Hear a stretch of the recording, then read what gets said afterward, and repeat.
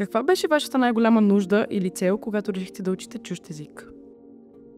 Най-голямата ми цел беше да разширя възможностите си.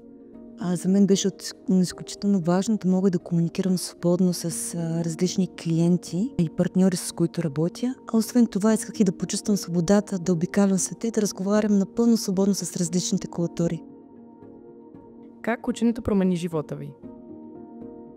Ученето ми даде една увереност да изляза от зоната си на комфорт.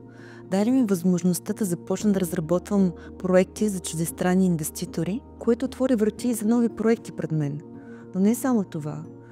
Езикът също така, благодарение на него срещнах любовта на живота си, за който съм омъжена в момента.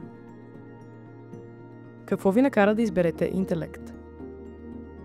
Интелект ми беше препоръчан от много близък човек, който беше изключително доволен от тяхните услуги. Това лично, което аз търсих и ми хареса най-много в тяхните програми, е, че имат индивидуален подход към абсолютно всеки един курсист. Кой беше най-големият ви страх или притеснение, когато започнахте? Най-големият ми страх беше точно езиковата бариера. Това, че нямам достатъчно увереност, че мога да допускам грешки в комуникацията си с други хора. Това лично за мен беше най-голямото притеснение. Какво е най-ценното, което открихте в интелект? Най-ценното за мен беше хората и подкрепящата среда. Учителите, те са не само професионалисти, но те са и ментори. Ще запълни интелект с топлото отношение, чувства и внимание към всеки един от нас, от курсистите. Ако можехте да върнете времето назад, бихте ли направили този избор отново? Със сигурност. Това е когато човек има диоптър, но никога не е носил очила.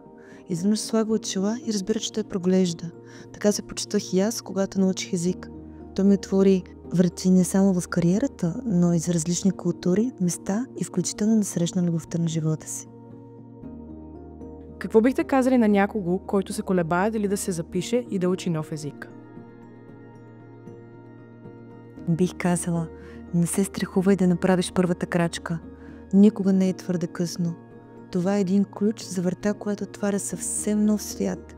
Ти имаш свободата да правиш каквото искаш, дали в кариерата, живота или просто да се чувстваш свободен.